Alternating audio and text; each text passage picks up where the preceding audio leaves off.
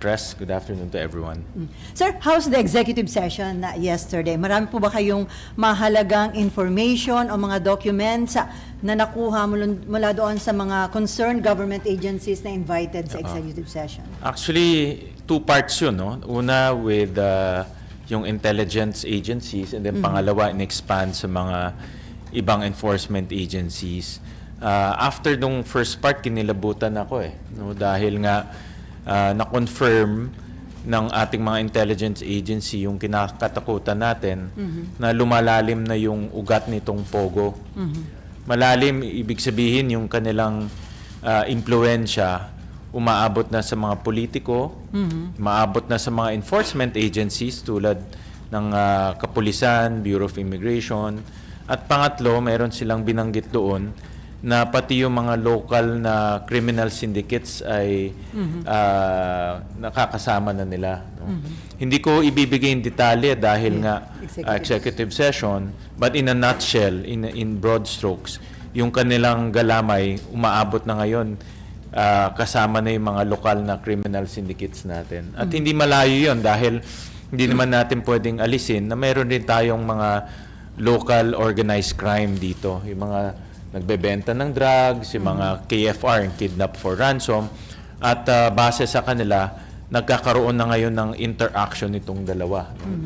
Nakakatakot to dahil pera ng mga foreign criminal syndicates, pumupunta na dito, pinupondohan nila yung local criminal syndicates. Kaya nagsasanib puwersa na itong mga masasamang elemento. So sir, sinabi niyo nakakakilabot, lumalalim na yung inaabot nga nitong sa Pogo. So, conforme ka po ba doon sa suggestion na ideklara na national security threat itong Pogo? Actually, yun rin yung aking suggestion sa NSC, sa National Security Council, na iakyat na ito sa presidente, sa ating Pangulo, dahil ang chairman ng National Security Council ay ang ating Pangulo. At i-elevate na ito into a national security threat dahil nga lumalawak yung kanilang galamay, at magkaroon na ng resolution ang National Security Council na i-ban na itong Pogo na ito because of national security issues. Hindi na siya ordinaryong kriminal na pumasok lang dito at mahuhuli natin. Lumalawak na yung kanyang galamay. At ang kinakatakutan ko, baka umabot sa punto na hindi na natin makokontrol itong mga ito, sila na ang kokontrol sa gobyerno natin. No? Kasi may mga tao na silang binabayaran.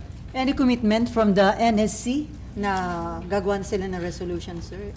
Nag-commit yung representative kahapon na ilalahad nito o i-bring up nito sa national security meeting nila. Dahil siya rin mismo conforme siya na ito ay isang national security threat. Kaya actually lahat kahapon, no? Ang maganda kasi si Senator Risa, tinanong niya isa-isa. At lahat, of course, Puera Pagcor, pero lahat conforme na ito ay national security threat at walang mabuting idinudulot para sa ating bayan. Pagdating naman po dun kay suspended Mayor Alice Guo, dun po ba sa mga information na nag-gather nyo yesterday, na-establish po ba yung kanyang connection dun sa ni-raid na Pogo Hub sa Banbantarlac? Again, no, without going into the details, pero lumalabas na mayroong konkretong ebidensya na may link siya sa mga criminal syndicates na nag-organize nitong Pogo sa Bamban. So, meron siyang link dito sa mga organized crime. At in fact, meron ding mga information na siya mismo gumagalaw para magkaroon ng connection sa iba't ibang mga ahensya. Again, hindi ko na madidetalye, pero base sa briefing namin kahapon sa executive session, siya mismo may active participation na mabuo yung kanyang connection sa iba't ibang ahensya. So mahirapan ba si Mayor Guo sa sinasabi niya na patutunayan niya na inosente siya at lilinisin niya yung kanyang pangalan on this matter?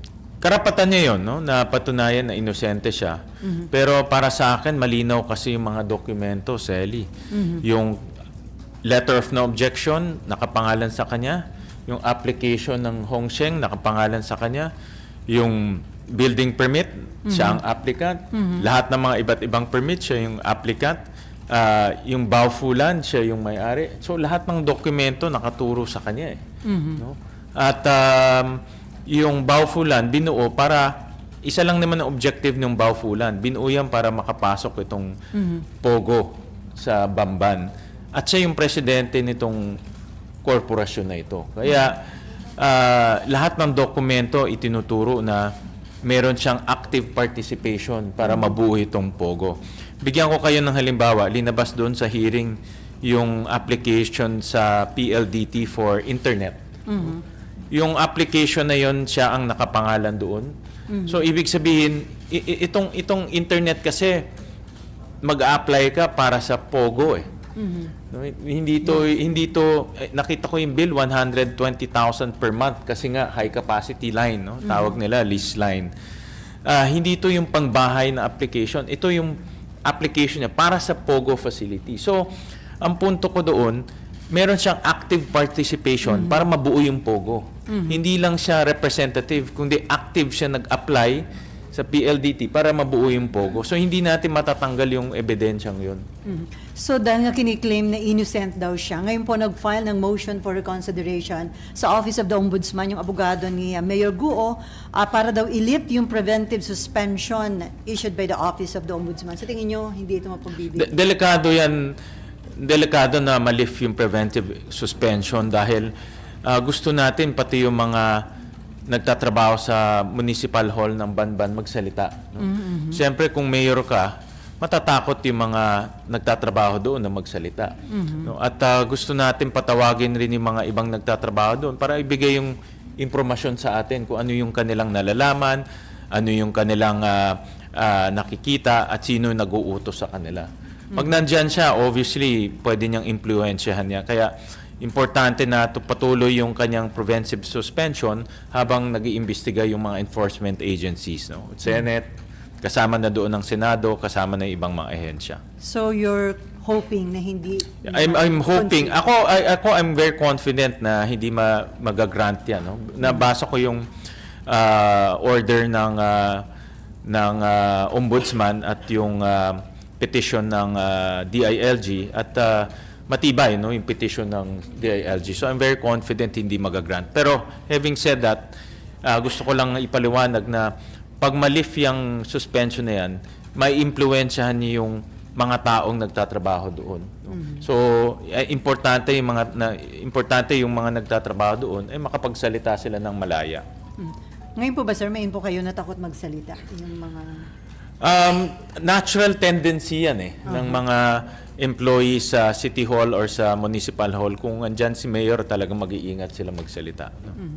Sir, sinabi ni Mayor Guo na handa siya magpa-DNA test only if her recognized birth mother, yung kanilang family na former helper ang magsisurface. Handa daw ho siya na magpa-DNA test.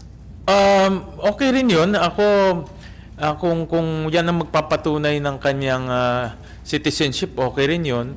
Pero sa mga narinig ko at sa mga impormasyon na aking nakalap, na itong si Wen Yi, ang pinapakilala niya na biological mother niya. No? Marami akong nakausap na mga taga-Valenzuela at taga-labas na rin yung mga naging kanegosyo nila o naging nakahalubilo nila na pinapakilala itong si Wen Yi na nanay niya. No? Yun ang narinig kong information. Kaya ang aking hamon sa kanya at kay Wen Yi, magpa-DNA test sila ng transparent. Transparent, open, may witnesses para malaman natin. No? Pwede rin ako nagkamali. Baka nagkamali yung aking information o yung mga narinig natin. Pero pwede rin tayo na tama. No? At ito rin magiging katunayan kung ano talaga yung kanyang nationality. Kasi wala nang debate yung tatay niya Chinese. So yung nawawala nilang yung nanay niya. Ang kwento niya kasambahay, ang kwento ng iba si Wen Yi. So dito na lang naman maglalaro kung ano yung talagang citizenship niya, no? Or nationality in this case. Any question related to this? Okay, Victor.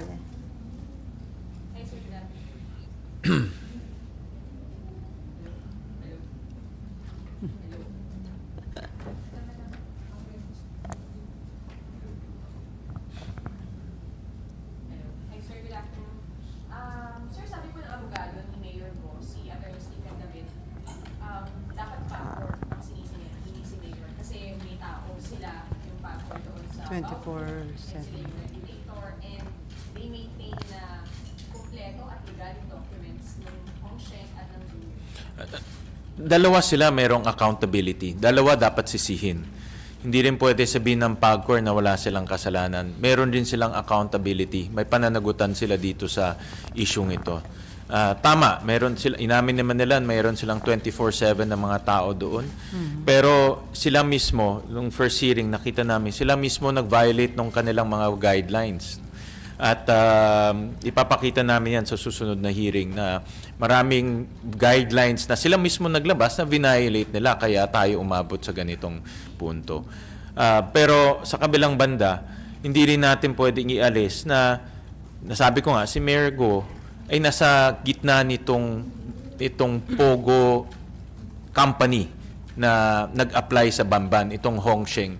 Yung pangalan niya, andun lahat sa mga dokumento, so hindi natin pwedeng maialis yan. Of course, sasabihin niya na wala siyang connection, pero based on the kwento niya yan but based on the documents, andun yung pangalan niya. Active Hindi lang yung one time, but in multiple documents. Pati electric co-op, diba?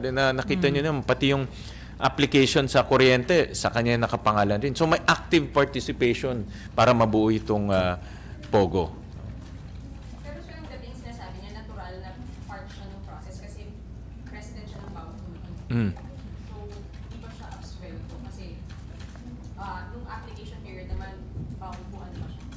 Official. Yeah, Baofu official siya. Siya ang presidente ng Baofu. 50% ng Baofu sa kanya. But at the same time, siya rin yung applicant para sa Hong Sheng. Yung Hong Sheng yung na-raid no? At itong Baofu development, ginawa to para sa Hong Sheng. So in other words, siya yung taong nagbuo nito. No? Of course, sinasabi niya merong iba, pero again, no, dapat tignan natin yung dokumento. Sa dokumento, siya yung nagbuo nito. No? At siya talaga ang may active participation o gumawa siya ng paraan para mabuo rin ito. At at the same time, yung mga partners niya, mayroon siyang 4 na partners, isang Filipino, at pinuntahan namin yung si Miss Carion. Apparently, si Miss Carion is a clerk sa kumpanya nila. No? Nagtatrabaho siya sa mga GWOS and hindi siya high-ranking official, clerk lang siya. Yung 3, may criminal records, no? 2 doon yung nahuli sa Singapore, yung isa doon mayroong warrant of arrest sa China na nagtago nung nagkaroon ng raid. So, pag titignan mo yung kabuuan, no, partner mo, mga pugante, ikaw may active participation ka sa pagbubuo nito, hindi mo pwedeng sabihin wala kang alam no? No, parang parang imposibleng wala kang alam. Ikaw ang gumalaw para mabuo ito lahat no? Sir, last, saan po, nasa na sila Mr. Angelo Tubo and si Wendy Hill? And kung nakalabas na po sila ng bansa, paano po maapektuhan yung investigation? Based on my information, according to the Bureau of Immigration, umalis sila nung May 20. That's last month. This is after the first hearing. No? Nagkaroon tayo ng first hearing. After a few days, umalis sila. No? And Chinese citizen sila no? Mayroon tayong picture ng passport sila. So wala silang obligation na bumalik dito sa Pilipinas. No? They can stay there forever. No? Habang nangyayari ito dito, pwede silang doon na muna tumira. No? Kaya yan ang magiging problema natin dahil wala na si Wendy. Hindi rin nating hindi na makakapag-DNA para malaman yung kanyang nationality. But at the same time, magfa-file rin kami ng resolution to investigate yung fake birth certificates sa ating bansa. Dahil doon sa hearing, lumalabas na mayroon 300 plus na mga fake birth certificates, of which 60 plus foreigners ang kumuha. No? So magpa-file ako ng resolution to investigate that. At the same time, kasama doon sa resolution yung case ni Angelito Go. Kasi kay Angelito Go, masyadong garapalan no? Hindi lang isang beses niya finake yung birth certificate, 4 na beses siya nag-fake ng birth certificate. Makikita natin doon Aside from kay Alice Go, meron yung kay Sheila Go, kay Seaman Go, kay Wesley Go. Lahat fake ang ibinigay na information. No? Doon sa pangalan ng father, sinulat niya doon, lahat Angelito Go. Pero ang pangalan niya is Jiang Jong Go. Tinanong doon, nationality, sinulat niya Filipino. Pero ang kanyang nationality, Chinese. 4 times niya ginawa yon. Yung date of marriage, naglagay siya ng date doon na wala naman marriage certificate. At ang kasamaan pa, yung year ni Alice Go at Sheila Go, iba sa year ni Seaman Go at ni Wesley Go. So halatang nagsinungaling siya para makakuha ng fake birth certificate. No? So itong si Angelito Go, isasama ko sa resolution para mapatawag rin. At dahil binaboy niya yung late registration ng ating bansa. No? At dahil sa pagbababoy niya ng late registration ng ating bansa, nagkaroon tayo ng ganitong issue. No? Meron tumatakbo bilang mayor at hindi rin natin alam kung ano pang pwedeng abutin niya dahil pwede siya rin mag-file ng congressman, governor at iba pa. Pero sir, wala bang negligence sa part ng mga government agencies para hindi na validate yung mga ibinigay na information? Wala kasi sa proseso nila yung validation. Ito rin isang anggulo na dapat tignan. Kung pupunta ka doon at magbigay ka ng testimonya mo, susulat nila doon, tapos na. No? Wala nang kinakailangan. Wala nang kailangan validation. Kailangan, ang aking nakikita dito, kahit papano merong random violation. Tingnan mo yung dokumento kung tama o hindi. Kung nagsinungaling siya or nagbigay siya ng peking mga supporting documents. No? So, walang ganun eh. Walang ganun na nangyayari. So, meron talagang defect yung ating late registration process and birth certificate process na rin.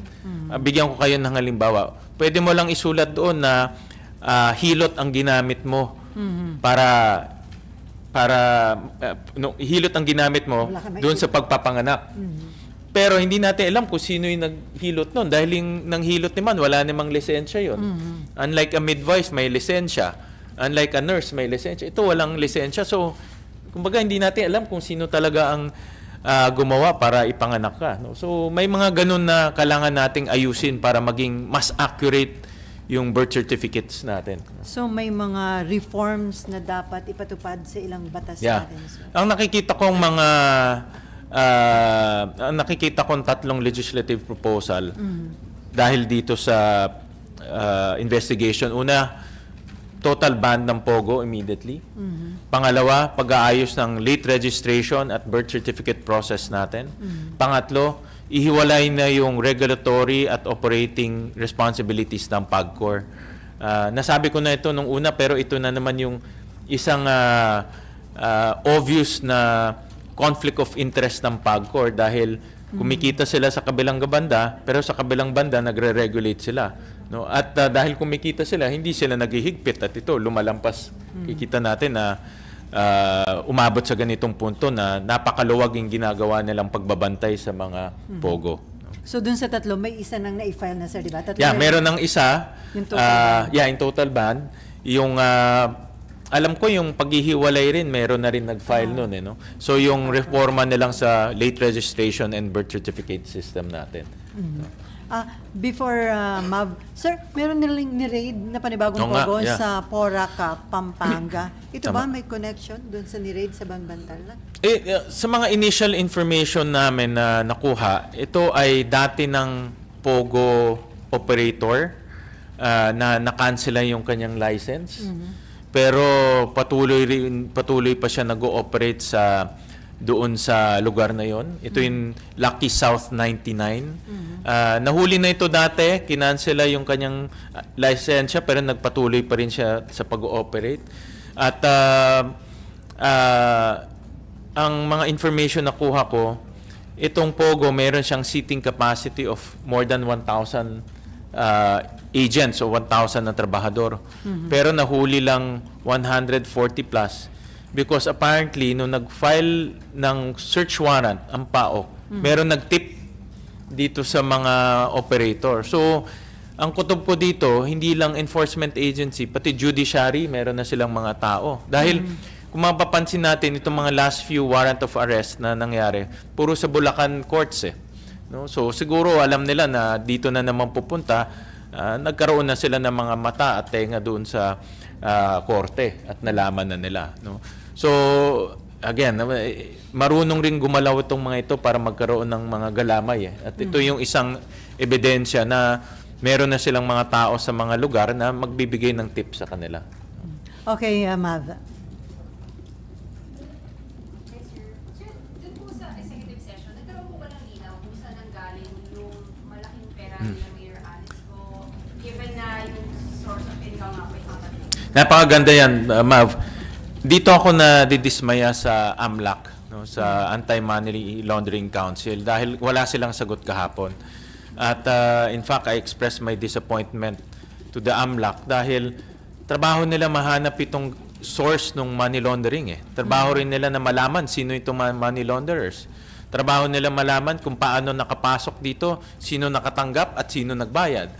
Ngayon, parang bula no? Hindi mahanap yung contractor, hindi mahanap kung anong bangko ang ginamit, hindi mahanap kung sino tumanggap ng pera. Kasi yung pera dadating dito, dapat may tatanggap para magbayad. Hindi nila alam rin yun. At ang sagot sa amin kahapon, pending pa yung investigation. Pero nangyari na ito Itong Baofu land was constructed in 2019. Tagal na, ilang taon na. 2024 na ngayon, yung perang 6.1 billion, tuloy-tuloy na pumapasok dito yan. Pero hindi nila na-detect. No? Kaya I'm quite disappointed with AMLAC na hindi nila na-detect. At even kahapon, wala silang sagot. That's why, nasabi nga ni Chairperson Risa Hontiveros na magkakaroon kami ng special session with AMLAC. Kasi nga wala silang sagot sa amin kahapon. At ito we need to focus because nag-expand na naman yung criminal activities nitong POGO into money laundering.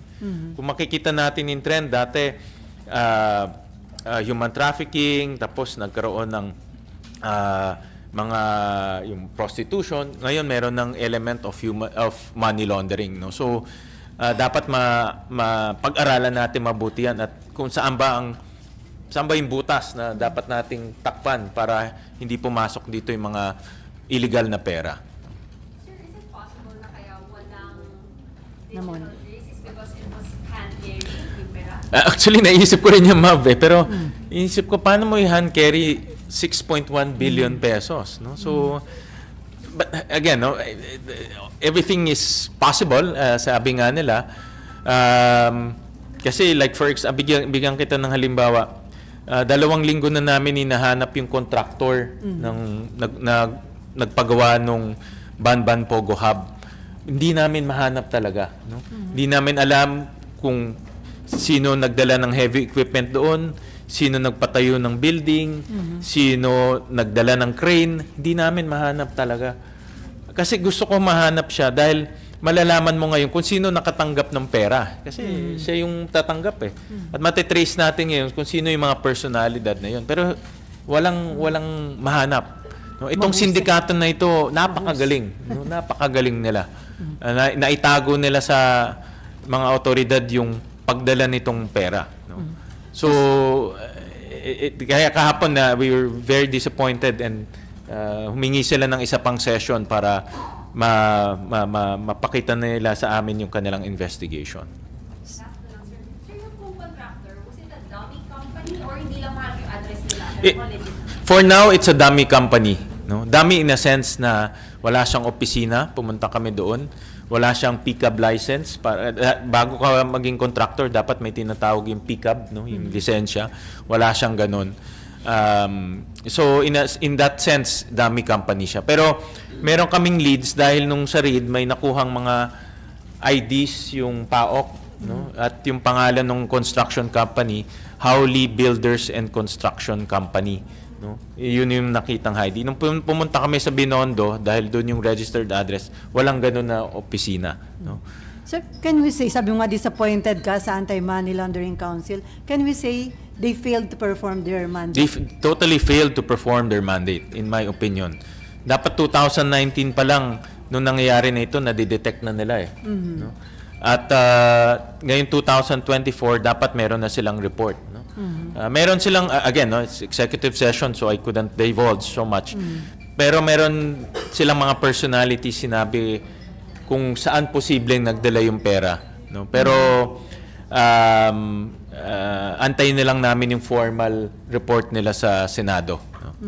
So, ibig sabihin, mahina sila sa monitoring. Mahina, napakahina. And to think na ilang beses na natin inamendahan yung batas ng, I'm sure Kasi nasundan yung money lalagay laundering. tayo sa gray area. Kasi gusto natin umalis sa gray list eh. Gray no? list. But medyo dismayado ako sa kanilang report kahapon. No? Hindi maganda.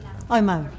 Sir, sorry, pahabol lang po. Sir, yung BIR, nandun din po sila sa executive session kahapon. Yes, kahapon. Meron din po silang registered address dun sa BIR, yung mga go, particularly si Juan Lilin, na nasa Quezon City. Pero Sa Balintawak. po namin yung address, tapos fake din po siya. Sa Balintawak? Yan ba yung Balintawak address? Yeah, I saw your report on that. Eh. Kaya nga, meron akong trend na nakita with them eh. Fake yung birth certificate. Marami silang inupahan ng mga warehouses, no, katulad sa Valenzuela, sa iba pa. Ginagamit nila yung mga rinentahan nilang warehouses as their residential address, no? At ginagamit nila yun sa pag-apply ng napakaraming kumpanya. Ang dami nilang kumpanya eh, no? 14 and counting yung nakita naming kumpanya. Iba pa yung mga single proprietor, ah. Nakita namin yung single proprietor, ilan ba? Application nila sa single proprietor, mga 7 yun eh. No? So, ang dami nilang ini-establish na kumpanya gamit iba-ibang addresses, no? Parang ayaw mo mahanap eh. Yung nasisense ko, ayaw mo mahanap ka eh. Di ba? Parang, siyempre pag ordinary na tao, isa lang naman yung address, yun ang bibigay mo. Di ba? Parang ayaw nila mahanap eh. Yun ang nasisense ko dito sa kanilang, parang kanilang modus o kanilang trend. No? Sir, di ba may final kayong reso para imbestigahan na rin yung pagdagsa ng mga Chinese dun sa multinational village sa Parañaque? Yeah, multinational village at iba pang village sa Alabang. Marami kaming nakukuhang mga complaints na maraming mga gulo at violations ng building code, no? For example, ang isang bahay, ang kapasidad niya ay let's say 10 tao pero nakatira doon 40 na tao, 50 na tao. Tapos may mga suspicious activities dahil labas-pasok sa gabi yung mga sasakyan, no? So yung mga residente doon natatakot. No? Again, I will not focus on nationality. Hindi ko sinasabi kung anong lahi siya. Kahit anong lahi, hindi natin papakilaman yan. Ang tinitignan ko yung potential illegal and irregular activities ng mga nakatira doon at yung fear ng mga nakatira doon kasi may mga reports kami na yung mga security guards sinisindak, yung mga security guards nagkakaroon ng away at pati homeowners inaaway, no? So malalakas yung loob. Meron ring mga reports na iba doon may hagad, 'di ba? Naging issue na kasi ngayon yung mga ibang pulis nagmo-moonlighting dito sa mga pogo, no? So titignan namin lahat 'yon. Titignan namin. Sir, mag-schedule ba ng hearing ngayong nakarin? Nasa committee on anong committee 'yon? Public GB? order? Parang public order yata eh. So we have to ask the committee on public order. Sir, dapat ba isama na rin yun yung sinabi ni retired Brigadier General Jerry Zamudio na meron siya nakuha mga info sa dating Deputy Director General ng National Security Council tungkol naman ito sa presence ng napakarami daw Chinese national doon sa dating Island Cove Resort sa Cavite. Oo. May nakita ko rin yan sa mga social media feed, no? Alam natin may Pogo Hub dyan. No? I think lahat tayo alam natin yan. Pag lumilipad ka ng eroplano, makikita mo naman dyan sa may Sangli area, Island Cove area na ang daming Pogo facilities dyan. No? Now, as to merong illegal o wala, ayan ang hindi ko pa alam. No? Wala pa akong nakukuhang report sa ibang mga enforcement agencies natin. Pero dapat bang pwede na isama na yun dun sa inyong resolution or limited lang yun dun sa mga Sa akin, mga villages? dahil wala pa akong nakukuhang reports tungkol dyan, so hindi ko muna sinama yan sa mga resolutions natin. Okay, Camille and then Nympha. And then Danielle? Good morning, Senator. I'll be asking sana, it was reported that there were about 400 illegal pogos. Aside from the legal, ano po ang move natin para hindi po ba dapat mai-announce to kung ano yung mga legal so the proper authorities can do their job na yung mga illegal is mabigyan ng tamang aksyon? That's my first question. Second po, it was reported na yung tao behind the fixing of this late registration of birth certificate of Mayor Go was recently killed. His name is Gilbert Flores. Is there a possibility na imbitahin po yung family? Because nag-uumpisa na atang mag-leak ng mga information yung ibang anak regarding this. And yung third po, I heard, correct me if I'm wrong, Senator, and pasensya po for my ignorance. I just wanna know, kasi it was approved by Congress, yung POGO po natin. So, paano papasok yung authority ng presidente to cancel their yung kanilang what they call this authority na mag-operate since it was approved by Congress? Ano po ang move natin dito? Yeah, that's a very good question. No?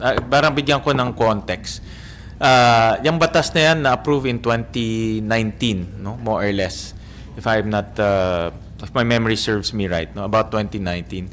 Bago mag-2019, yung mga POGO nag-umpisa pumasok dito. I think around maybe 2015, 2016. At that time, wala siyang taxation regime. So wala tayong ini-impose na buwis sa kanya. Kung meron man, napakababa. No? At malabo rin kung sino ang regulator niya. At malabo rin kung ano yung definition ng POGO. Dahil nung binuo yung PAGCOR, wala pang internet at that time. So, hindi alam kung sino magre-regulate sa POGO. So, kaya during that time, lumapit sa Kongreso para i-define unang-una kung anong POGO. Pangalawa, i-assign yung regulator ng POGO. At pinakamalaga, yung taxation ng POGO. So, kaya siya nagkaroon ng, in a sense, legitimacy. No, dahil na-define siya through a taxation law. Ngayon, kaya yung final ko is to repeal that taxation law. Kasi kung ano yung nag-legitimize sa kanya, i-repeal natin para maging illegitimate siya. Now, that's number one. Number two, kahit na may batas, the President can suspend the application and can suspend existing licenses for national security purposes. Kaya importante yung recommendation ng NSC na ito ay isang national security threat because national security trumps everything, including commercial operations. At ito, proven na ang POGO nakakapinsala at may national security threat, no, according to our intelligence agency. Kaya, by mere executive action, pwede nang cancelahin, una, mag-moratorium muna para walang mag-a-apply. Then pangalawa, cancelahin yung mga existing licenses because of what's happening right now. No? At dahil na-cancel yung license, pati mga work permits ngayon ng mga nagtatrabaho doon makakancel, babalik sila sa kanilang mga bansa nila. But at the same time, we will also repeal and ban POGOs. There are two laws banning POGOs kay Senator Villanueva at kay Senator Alan Cayetano. And then dadagdagan natin yung repeal ng taxation nila para buo yung pagbaban ng POGO. Okay. Nympha? Sir, yung sinabi nyo na yung mga POGO meron ng connection sa local crime syndicates and malawak na yung connections niya. In general po ba yun na lumabas sa executive session o particularly dun sa POGO sa Bamban? Itong discussion namin kahapon is limited to Banban. Pero sinabi rin ng ating mga intelligence agency na in Banban, maliit lang to kumpara sa buong POGO activities. Apparently, again, no, without any details, no, itong mga sindikato na ito, mayroon din silang mga teritoryo-teritoryo. No? At hinahati na nila yung Pilipinas ngayon sa ito teritoryo mo, ito teritoryo mo, no? So may ganyan na pangyayari na ngayon, no? That's normal, 'di ba, sa mga organized crime. Kung makikita natin sa mga organized criminal, yung mga drug lords mayroong kanya-kanyang teritoryo, yung mga gambling lords may kanya-kanyang teritoryo. So normal 'yan sa mga organized criminals, no? So in short, Banban is part of a bigger operation, no? Pating kahapon yung aming focus was really the Banban Pogo Hub. Ibig sabihin, sir, yung Pogo sa Bamban established na may connection na sa local crime syndicates? Meron. Kahapon, again, no, I won't name names, but meron. Based on their analysis and intelligence, meron. Clear yun. Very clear.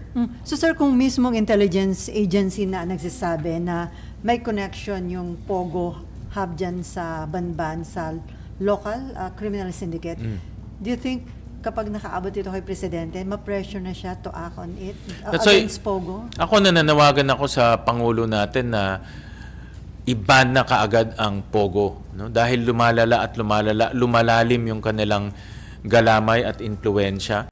At ito na nanggaling na ito sa sarili nating intelligence offices, no? Hindi ito haka-haka namin, hindi ito sariling investigation namin. Ito galing na ito sa mga professional investigators and intelligence practitioners natin. At patagal ng patagal, palala ng palala. Kaka-raid lang ng Banban Pogo early part of this year, meron na naman, wala pang 6 na buwan, meron na naman sa Porac. No? So, wala silang takot eh. Kahit alam nilang yung raid nangyayari, tuloy ang ligaya nila eh. Yan ang magpapakita kung anong mga klaseng tao ang nasa Pilipinas, nasa bansa natin, na hindi kinakatakutan yung otoridad.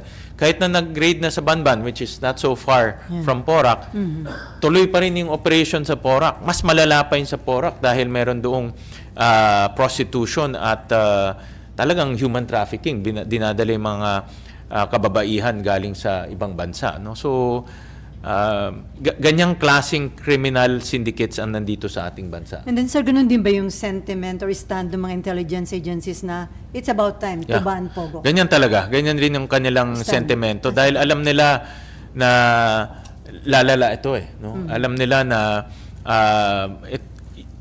ito kasi iniisip ko, kung yung 6.1 billion pesos nakapasok dito nang hindi natin nalalaman, ako naniniwala ako parte nung pumupunta sa paglalagay at paglalagay ng mga makaka-impluwensya at ginagamit rin nila yun para gumawa ng impluwensya, no? So ako naniniwala ako na yung perang pumapasok na hindi natin nakikita, pumupunta ito sa pagbibili ng proteksyon at doon na nga, no, sa galamay na ginagawa nila. Kasi itong galamay, hindi namang mangyayari ito kung walang pera eh. Hindi lang to dinner at kaibigan na tayo eh. No? Talagang maglalagay ka para magkaroon ng connection, no? At yun yung merong ebidensyang ipinakita sa amin na ginagawa nila itong ganitong paraan. At yung protection na yun, sir, hindi lang from the authorities, kaya siguro naglalagay na rin sila ng mga local, ng mga opisyal sa gobyerno para may tutulong pa rin sa kanila. Correct. Na protection na. Alam nila kasi illegal tong ginagawa nila eh. So, unang kailangan mo ng proteksyon para yung illegal na ginagawa mo, tuloy-tuloy. Pangalawa, kung mahuli yung illegal na proteksyon mo, makakatakas ka at makakabalik ka sa illegal na ginagawa mo.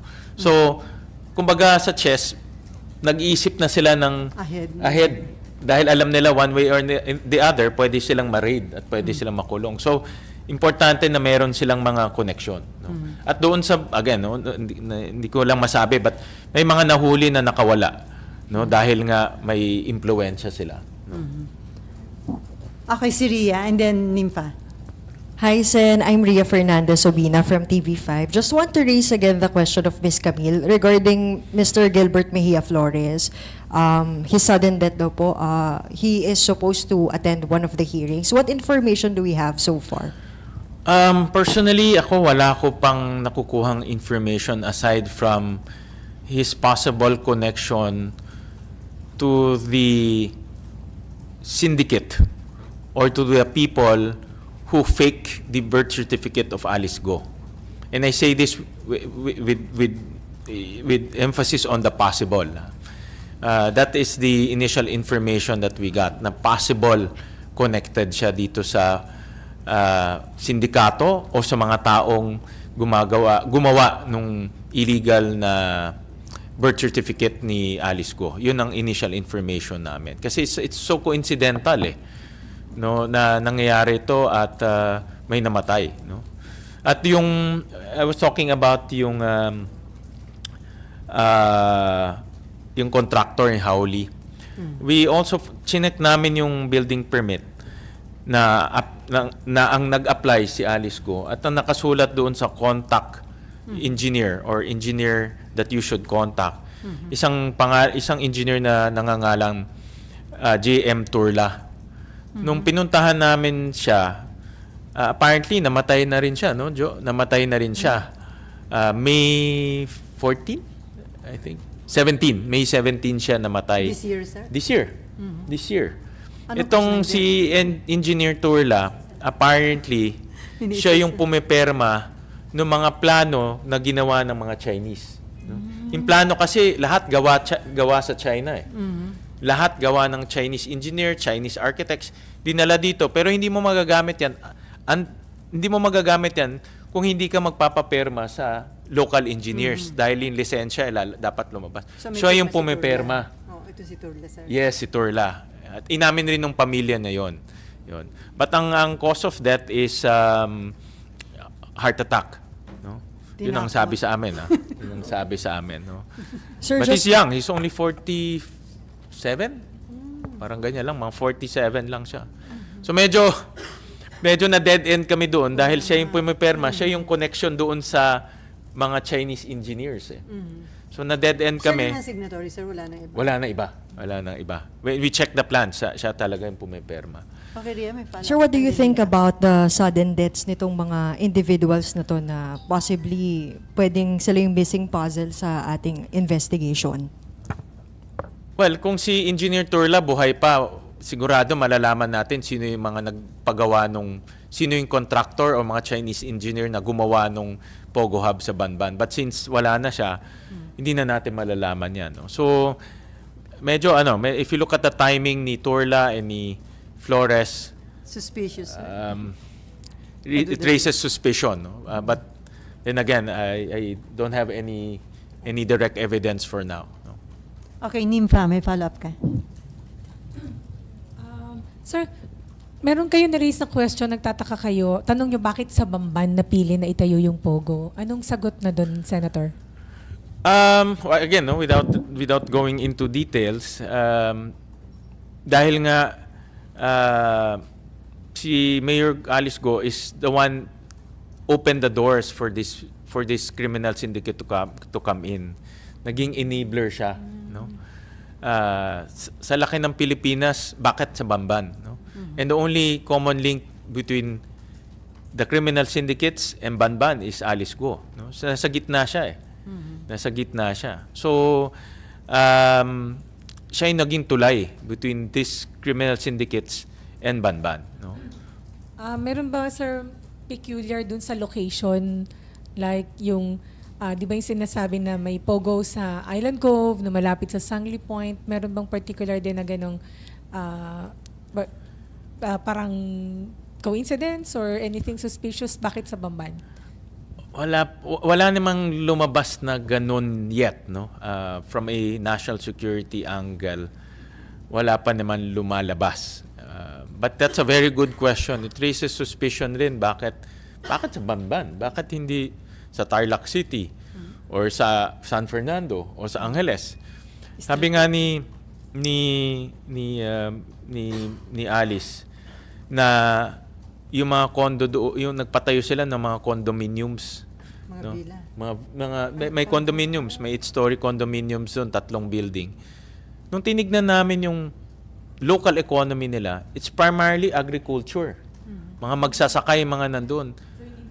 Ewan ko kung mga magsasaka bibili ng mga condominium. Diba? Alangan yung magsasaka, meron naman silang bahay, bakit sila magko-condominium, diba? Baka.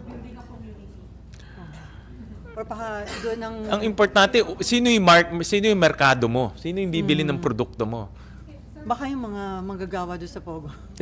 Obviously, yun na talaga ang target nila. No? Hindi yung mga local. It's a self-contained community. Pero yung bang location, sir? Medyo tago? Hindi naman. Yung condominium? Hindi nung... Yung ibang yung sa- Pogo. Oo, Kasi ibang Pogo, sir, Las Piñas and Pasay. Nasa city eh. Seclud, oo. Di ba? Oo, ganun. Kasi ito ang design niya is self-contained eh. May shopping mall, mayroong condominium, may swimming pool. Hindi pag nandoon ka wala nang labasan 'yun. Wala ka nang labasan. And yun yung modus ng mga Pogo. Pag nandoon ka wala nang Nandun na labasan, lahat. no. Hanggang kay Mayor Alice Guo lang ba? O meron pang mas mataas sa kanya? According sa doon sa mga again, I cannot say the names pero mayroon pang ibang politiko according sa intelligence agencies natin, no. Pero LGU, Without sir? Iba-iba eh. Iba-iba, may May iba-iba. national. Pero may politiko. That's as far as I can Politico say. protecting her or part of the system? Part of it. Part of that Pogo Hub. Part so, of it. enabler din, sir? Hindi naman nila sinabing enabler but part of the web. Part of the web. Hindi na elaborate masyado kung ano yung participation but definitely part of the web. I think tuloy-tuloy pa yung kanilang investigation and intelligence gathering. No? So, hindi yung politiko, yung isa pang politiko that maybe higher than Mayor Go is part of the web, hindi protector ni Mayor Go. Hindi ko pa masyadong elaborate ng accurately, no, dahil kumukuha pa sila ng further intelligence, no. So it's hard to say it now, no, but ang only pwede kong sabihin meron pang kasamahan na iba na politiko rin. Pero sila lang yung politiko na yon. Isa lang? Or Marami. Doon sa mga pinakitang pangalan, marami. kasama na, sir, yung binabanggit ni Senator Jinggoy na mayor? Kasama rin ba yun sa web? Yung mayor na allegedly nag-ooperate ng Pogo owned by Mayor Alice Guo. Ayoko muna sabihin. Politicians At may mga within politicians. the web, sir, ng Bamban Pogo. Yes, tama. That is may mga pangalan kasi doon at mayroong web, no, na pinakita at may mga politicians, enforcers, criminal syndicates, even businessmen. No, meron meron din, din, may mga businessmen rin, no. Yung sa money laundering, sabi nyo nga, hindi na-detect ng AMLAC yung pagpasok. Surely, sir, may lumalabas din. So, yun hindi din nila nababantayan. Hindi rin nila nakikita 'yon. Hindi nila nakikita. Kaya nga ang pinaka-basic sa akin is pumasok yung pera, may nakatanggap. Kung yan ay through our banking system, may dinaanan yan electronically. Kung cash yan, sabi nga ni Ma, meron din dapat makatanggap yon. No? Hindi nila na-detect yun eh. Hindi nila na-detect yung electronic transfer, hindi nila na-detect kung sino tumanggap. At kung may binayaran, kasi bibili ka ng semento, di ba? Irerenta ka ng heavy equipment, magbabayad ka ng sweldo ng mga contractor, ng mga trabahador. Sino yung nagbabayad nun? Hindi nila rin na-detect. So, parang bula siya eh. And money involved, hindi rin alam. Hindi rin eh. Hindi rin. Magkano yung money involved dun? Well, ang estimate namin is 6.1 billion, but it can be more. It can be more. Failure ng mga tao, sir, sa AMLAC o failure ng system? Ako failure ng AMLAC eh, no? Because yung kanilang process, no? They have to look at their process. In fact, may mga suggestion, well, of course, mayroon silang legislative suggestion, no? Kung paano ma-improve. But the mere fact na wala silang ma-explain kahapon, natatakot ako dahil yung perang yon baka pumunta sa mga ibang personalidad. Hindi natin alam. So, sir, di ba, ilang beses na amend ang anti-money Yes. laundering law. So, ngayon may suggestion ulit sila Meron na amendments? yes, mayroon legislative suggestion sila to strengthen yung kanilang monitoring. No, may mga suggestions silang ibinigay kahapon. Kasi nga, sabi ko, I'm very disappointed and sabi nga nila may mga gaps na gusto nilang i-ayusin. No? Okay, from business world. Sir, more on the economic side, how should the Philippines diversify its trade options away from China amid maritime tensions and delayed assistance deals? Actually, we're already diversified. No? I think what we should be diversifying further is the case of our OFWs in Macau, Hong Kong, and Greater China. No? Estimate, I think, ang mga OFWs natin in Macau, Hong Kong, Greater China is about 500,000, mga 500,000+, more or less. And we need to think about them also. No? If things escalate, we have to think about their welfare. But in terms of exports, we're not exporting so much. In fact, we're importing more from China. Yun, kailangan natin mapag-aralan because yung mga ini-import natin, aside from yung mga consumer goods na nakikita natin, there's also intermediary goods. Ibig sabihin, yung ini-import natin, pumapasok sa semiconductor o pumapasok sa ibang produkto na ini-export natin. No? So in that sense, we need to look at yung supply chains kasi kung magkaroon ng problema sa supply chain, wala tayong ma-export. Sir, just to follow up, do you see tensions between China and the Philippines leading to harsher conditions for Chinese-owned businesses in the country or Filipino-owned businesses in China? From first of all, investments FDI from China has gone into all-time low. No, mababa yung nakukuha natin sa kanila for obvious reasons, no, because of the geopolitical issues. Existing Chinese companies, I from the top of my head, is very few. No, hindi naman ganong karami. So I don't think it's kumbaga a heavy repercussion in terms of Chinese corporation operating here. No? Kasi konti lang naman yan. Maraming mga Chinese nag-operate dito, yung mga buy and sell, no? Which is not so capital intensive. No? Okay. Sir, tungkol other issue na tayo, no more about Pogo? About Pogo pa rin? Okay. Just two questions. Balikan lang po natin si Flores, sir. Just to confirm, Flores was the local civil registrar of Bamban po. One of the employees of the local civil registrar. Alright. No, Was hindi siya he yung local supposed to civil- attend the hearing? I believe the local civil registrar of Tarlac attended last time, but not Flores. No, I can't remember the name. Yung local. I understand that si Flores is an employee of the local civil registrar. All right, sir. Sir, now that the ombudsman has suspended Mayor Go, and dun sa executive session, as mentioned by UN Senator Risa Ontiveros, mas na-solidify yung opinion yung mga senators about the nationality of Mayor Go and her possible ties with Pogo. Sa NPC po, sir, ano po ang parang direction natin, sir? Are we going to... What's the next step for Mayor Go as the member of NPC? Well, yesterday I talked to Senator Legarda, and we shared the same sentiment to expel her. Me and Senator Legarda are members of the NPC, and we shared the same sentiment that she's a bad example to our present members and also to our future members. In fact, I talked to the president of our party, si Congressman Jack Duavit, about this issue. No? So pag-uusapan namin to as later on when we convene the leadership meeting. Magkasama kami ni Senator Lawrence sa Council of Elders. No?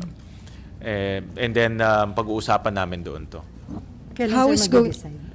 We're targeting hopefully in the next few weeks magko-convene kami, no? Because of this issue. No? Yeah. Sir, how is the expulsion process going to be with NPC? First, we have to, a member can present their case. Of course, we have to also present our evidence. And the Council of Elders will look at this and pag-uusapan namin to. We will try to get a consensus on how to move forward. No? So that's, in a simple form, that's the process of how we will approach this. Pero do you think may enough grounds na, sir, para expel si Mayor? Ang idea ko is since ongoing itong investigation ng Senate, we will use our findings here in the Senate, no? Especially when the committee report comes out as the basis. No? So, yung meeting can be a preliminary step to gather evidence, to talk about the violations, and then as we go along with the Senate hearing, and when the committee report comes out, yun ang gagamitin naming basehan as grounds to expel her. Meron pa? Pero sir, the mere fact na kung ma-establish nga yung kanyang connection sa POGO, sa criminal activities like money laundering, more than enough grounds Yes, yun. yes, more than enough grounds yun.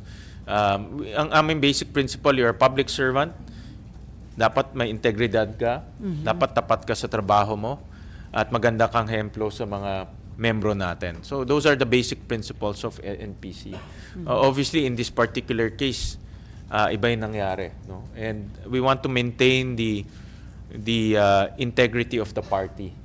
That's why I suggested that we should expel her, no? And I suggested also that to use the ongoing proceedings and eventually the committee report as the basis to expel her. Sir, matagal na ba siyang member ng NPC? Yeah, bago lang. When she ran, independent siya eh. Ang kandidato namin doon natalo eh. Independent siya. Nung nanalo siya, lumipat siya sa NPC. Okay. Anyway, no more about POGO? Okay, sir, si Presidente, in-approve niya yung lowering ng tariff rate sa importation ng bigas. Sinasabi ng PSA, bababa na about 6 to 7% ang presyo ng kada kilo ng bigas. Do you think so? Dun sa ginawang pag-lower from 35 to 15%? Oo. Ang initial thoughts ko dyan, short term, maganda yan para mabababa natin ang presyo ng bigas. No? Ang inflation natin, tumaas ulit siya this last month. Mas mabagal pero tumaas pa rin. No? At isa pa rin sa mga hinaing ng tao yung mataas ang presyo ng bigas. No? So itong pag-lower down ng taripa, ng pagbaba ng taripa, makakatulong yan sa pagbaba ng presyo ng bigas. Pero ang masasaktan dyan mga farmers natin. So importante na yung 4 million farmers natin mabigyan ng direct subsidies at direct ayuda. No? Dahil in the short term, dahil sa pagbaba ng presyo ng bigas, hindi nila mabebenta na mas mataas yung kanilang mga bigas. Kaya dapat matulungan rin natin sila. No? So hindi pwedeng one-sided action lang. Importante na yung farmers natin, more or less mga nasa 4 million, matulungan sila. No? So wala na ba ibang options, sir, to lower the price? Of, Well, productivity is one, no? But long-term yan eh. For now, kasi ang presyo ng bigas, not only sa atin, no? But sa ibang mundo rin, tumataas. Dahil hindi lang naman sa atin mainit at may El Nino sa iba rin. Kaya tumataas ang presyo ng bigas. No? Kumbaga, nag-aagawan yung mga bansa sa bigas at tumataas yung presyo. Dahil sa pagtaas ng presyo, kailangan nating rumisponde in the short term at yung pagresponde natin, ito yung pagbaba ng taripa ng bigas. Ako, kampante ako, bababa yung presyo ng bigas. But again, hindi pwedeng one-sided action. Importante rin yung kapakanan ng ating mga magsasaka dahil hindi nila mabibenta yung kanilang presyo, kanilang bigas sa mataas na presyo. Sir, balikan ko lang yung pag-uusap nyo kahapon ni Senator Lauren Legarda. Limited lang ba tungkol doon kay Mayor Go sa possible pag-expel sa kanya sa NPC or napag-usapan nyo rin yung tungkol sa Solid 7? Wala naman. Kasi kahapon was the executive session. So, Nag-attend siya, sir? Nag-attend siya. At natanong nga niya sa akin yung recommendation ko at sabi niya sinusuportahan niya yun. At sabi nga niya dapat mag-convene yung, we call it Council of Elders para mapag-usapan to, no? How to move forward. But concerned rin siya dahil nga importante na hindi mabahidan yung partido namin ng ganitong mga anomalya at hindi magaganda. No? So yung Solid 7, sir, wala mo nang pag-uusap ngayon? Wala, nakabakasyon lahat eh. Nakabakasyon. Kayo, kumbaga yung iba, nagbabakasyon outside the country, sir? Ano Yeah, yan? parang outside the country. Part ng healing process, sir. Diba? I think matagal na rin nila nakaplano yan. But it's good. It's good na itong panahon na ito gamitin natin sa pag-iisip at reflection. So wala pang schedule ng meeting yung group? Wala pa kaming ano. Okay, with that, no more? Kasi yung oras. On that note, thank you so much, Senator Win Gatchalian. Thank you. Thank you rin kay Ana at syempre kay JB and kay Cecil, yan, sa mga media officers ni Senator Win Gatchalian. Thank you, sir. Thank you. Thank you. O sir, 2024 na.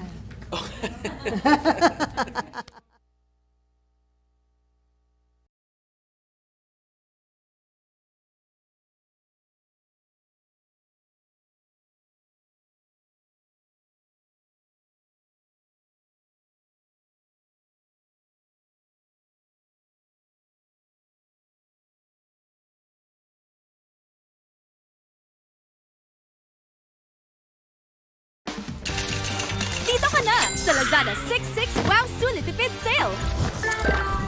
Since launching to ng Josh Drea, iaakyat namin ang level yung kilig. Kamot na naman, Derek ko! Itch, baka dandruff. Let it go with Head and Shoulders every day.